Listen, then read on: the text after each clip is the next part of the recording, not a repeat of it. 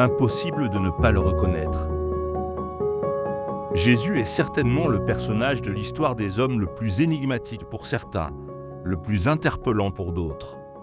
Une chose est sûre, c'est qu'il ne laisse personne indifférent, même ceux qui se disent athées.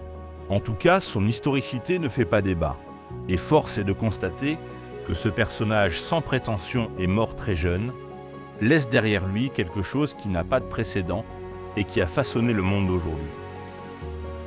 2000 ans plus tard, il continue de faire parler, et même parfois de faire débat. Quoi que l'on pense, le Jésus de la Bible fait partie de l'histoire de l'humanité. Et si cette idée, et plus encore ce personnage, avait des choses à dire à chacune et chacun encore aujourd'hui? Et si un tel ancrage dans les idées et dans les représentations des principaux courants de pensée n'était pas fortuit mais était réellement porteur d'un message substantiel, que l'on y adhère ou pas? Autrement dit, et si c'était vrai? Jésus est le personnage central de la chrétienté, pour qui il est Dieu incarné en homme pour ouvrir et porter un chemin de salut. Mais il est aussi présent dans l'islam et dans la religion juive. Ces trois religions tirent leur histoire des textes sacrés bibliques, et chacune se revendique d'Abraham, le père des nations. On peut alors s'étonner de ce que Jésus ne soit pas considéré de la même manière. Une chose est sûre, c'est que Jésus était juif et de famille juive, donc descendant direct du peuple hébreu, dont on suit le parcours dans l'Ancien Testament de la Bible. Lorsque l'on regarde de plus près l'histoire et le contexte au temps de Jésus, on découvre des choses étonnantes qui interpellent et qui créditent que ce Jésus a une histoire et une destinée toute particulière. D'ailleurs, déjà en son temps, l'on s'interrogeait. Jamais homme n'a parlé comme cet homme. Évangile de Jean chapitre 7, verset 46. Après que Jésus eut achevé les discours, la foule fut frappée de sa doctrine, car il enseignait comme ayant autorité, et non pas comme leurs scribes. Matthieu 7, 28-29. Jésus a été un homme public dont l'audience était grande, et il parlait librement au sein du grand empire romain, en un endroit très stratégique pour l'empire. Il s'est exprimé dans un moment de l'histoire qui était singulier. L'empire romain a duré 11 siècles, de moins 753 jusqu'à 476 après Jésus-Christ. Il a été fait principalement de guerres de conquête et de rébellions internes. C'est le plus grand empire de tous les temps. Et le dernier, celui qui a duré le plus longtemps, embrassant tous les pays autour du bassin méditerranéen. Et durant ces 11 siècles se trouve une petite période d'environ un siècle, sous Octave, au cours de laquelle les armes se turent et la paix sociale s'installa, en faisant cohabiter de nombreux courants de pensée et de religion portés par le panthéon des dieux grecs, mais aussi par les dieux à mystère des régions sud, par la religion monothéiste des Juifs et par le développement des pensées philosophiques. Cette période est nommée par les historiens la Pax Romana, la paix romaine. C'est précisément pendant cette courte période de confrontation d'idées et de pensées que Jésus est né, a grandi, s'est exprimé et est mort. La seule période de l'histoire de ce temps où la parole était libre, enfin, tant que celle-ci ne venait pas à l'encontre de l'empereur et de l'empire. Certains, comme pour évacuer toute question, diront que ce n'est là que le fruit du hasard. Toutefois, le fait est que seule cette période permettait à Jésus d'être ce qu'il a été, de dire ce qu'il avait à dire, et d'initier cette nouvelle pensée qu'est la chrétienté. Cela ne peut être que le fruit d'une conjonction qui va au-delà de ce que l'homme peut concevoir. D'ailleurs, l'apôtre Paul aussi voyait dans le calendrier de la venue de Jésus quelque chose qui relevait du divin, comme il le dit dans Galates 4, verset 4. Mais, lorsque les temps ont été accomplis, Dieu a envoyé son Fils, né d'une femme, né sous la loi, afin qu'il rachetât ceux qui étaient sous la loi. La seconde observation est que Jésus a parlé tout particulièrement au peuple juif de l'époque de choses spirituelles qu'il tirait de l'Ancien Testament de la Bible. Pour rappel, les Juifs étaient les descendants du peuple hébreu. Ce nom « juif » est dérivé du latin Judaeus, grec Iudaios, et est issu de l'hébreu Yehudi, qui désigne les ressortissants du royaume de Juda, 940 à 586 avant Jésus-Christ. Le royaume de Juda eut comme roi deux personnages bien connus, David et Salomon. Lorsque Jésus demande à ses disciples ce que l'on dit de lui, ceux-ci répondirent. Les uns disent que tu es Jean-Baptiste, les autres, Élie, les autres, Jérémie, ou l'un des prophètes. Matthieu 16, verset 14. Parce qu'à l'époque, le peuple juif attendait le Messie tel que les prophètes de l'Ancien Testament l'avaient annoncé, notamment le prophète Ésaïe. C'est pourquoi le Seigneur lui-même vous donnera un signe. Voici, la jeune fille deviendra enceinte, elle enfantera un fils, et elle lui donnera le nom d'Emmanuel. Ésaïe chapitre 7 verset 14. Jésus était donc aux yeux de tous comme celui qui devait venir délivrer de la domination romaine, ce peuple monothéiste de la Bible qui tire ses origines dès l'aube de l'histoire humaine. L'Évangile, selon Matthieu, commence par montrer que Jésus est pleinement intégré dans l'histoire biblique. Généalogie de Jésus-Christ, fils de David, fils d'Abraham. Matthieu chapitre 1 verset 1. Et régulièrement Jésus faisait référence aux écrits de l'Ancien Testament. Jésus a fait référence, entre autres, à Adam et Ève, à Abel, à Noé et au déluge, à Abraham, à Sodome et Gomorrhe, à Lot, à Isaac et Jacob, à Moïse, à la manne et au serpent dans le désert, à David, qui a mangé les pains de proposition, à Salomon, à Élie, à Élisée, à Jonas, à Zacharie et à bien d'autres.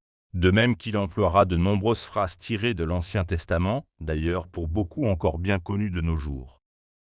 Qui ne connaît pas ces phrases? C'est pourquoi l'homme laissera son père et sa mère et sera uni à sa femme, et les deux seront une seule chair.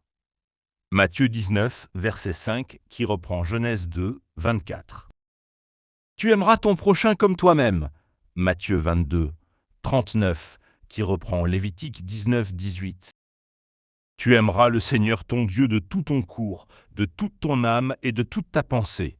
Luc 10, 27, qui reprend Deutéronome 6, 4. L'homme ne vivra pas de pain seulement, mais de toute parole qui sort de la bouche de Dieu. Matthieu 4, 4, qui reprend Deutéronome 8, 3. Mon Dieu, pourquoi m'as-tu abandonné? Matthieu 27, verset 46, qui reprend Psaume 22, verset 1. Ils ont partagé entre eux mes vêtements, et ils ont jeté le sort sur ma robe. Jean 19, 24, qui reprend Psaume 22, 18. Ce peuple m'honore des lèvres, mais leur cœur est fort éloigné de moi. Mais ils m'honorent en vain, enseignant comme doctrine des commandements d'hommes. Matthieu 15, 8, 9, qui reprend 29, 13. L'Esprit du Seigneur est sur moi, parce qu'il m'a oint pour annoncer de bonnes nouvelles aux pauvres. Il m'a envoyé pour publier aux captifs la délivrance, et aux aveugles le recouvrement de la vue, pour renvoyer libres ceux qui sont foulés, et pour publier l'an agréable du Seigneur. Luc 4, 18, 19, qui reprend Ésaïe 61, 1, 2. Et puis, il y a d'autres textes encore, tirés de l'Ancien Testament, qui, étrangement, plusieurs siècles avant l'existence de Jésus, donnent de nombreux détails de sa vie. Voici quelques textes. Un enfant nous est né, un fils nous a été donné, et la souveraineté reposera sur son épaule. On l'appellera merveilleux conseiller, Dieu puissant, Père éternel, Prince de la paix.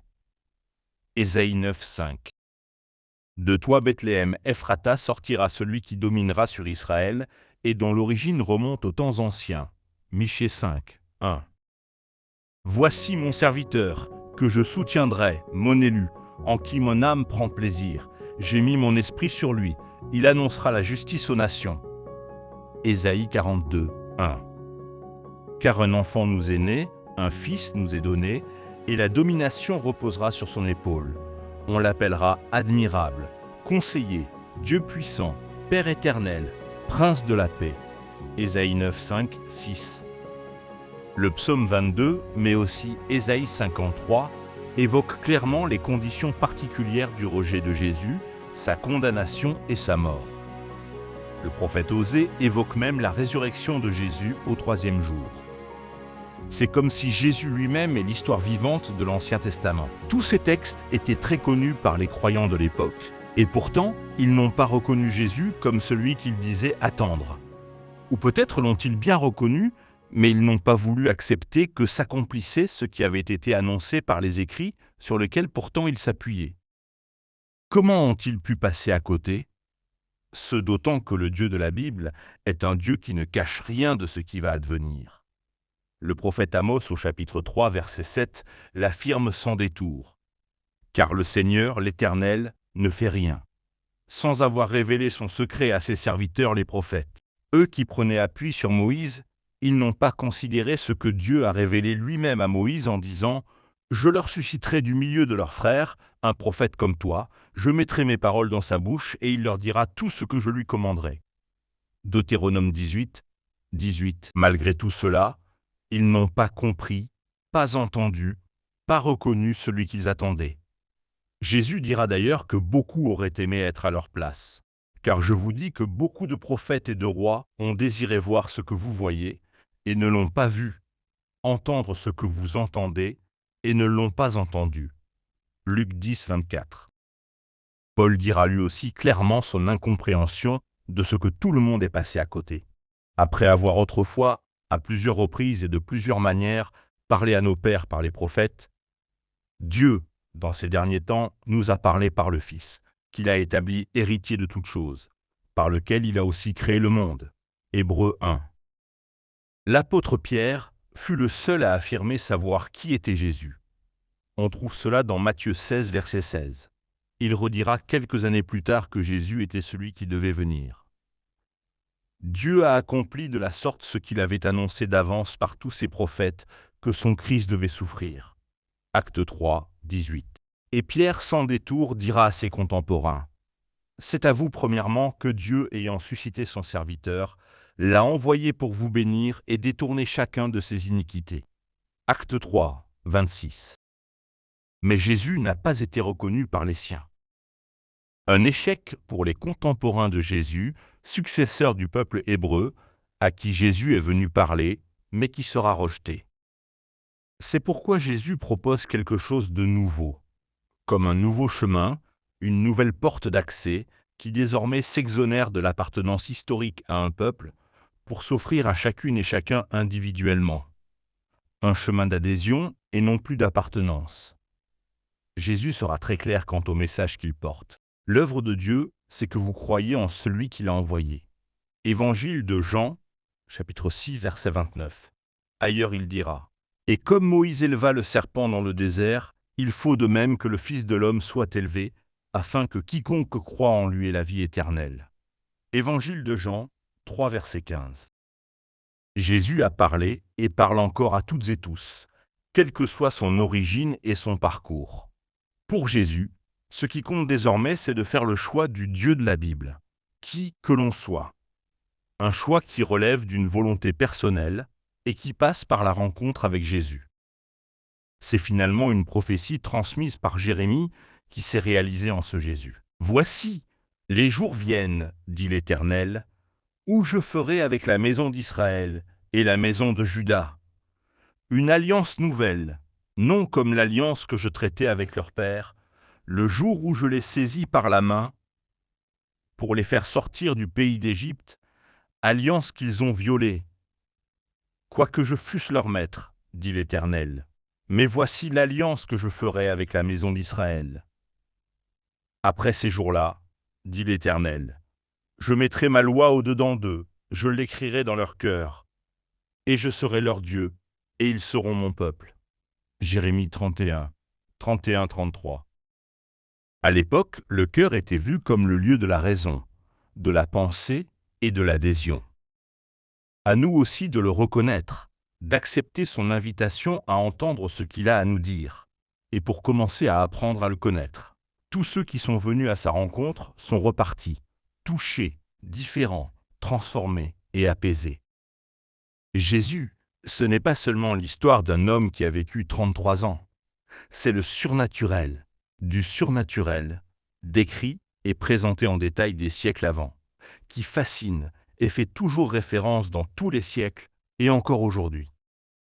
À l'évidence, cet homme nommé Jésus dont parle la Bible et dont l'histoire remonte bien avant qu'il ne fût physiquement, n'est pas le fruit du hasard, mais l'expression d'une volonté divine qui continue de venir vers l'homme pour l'inviter personnellement.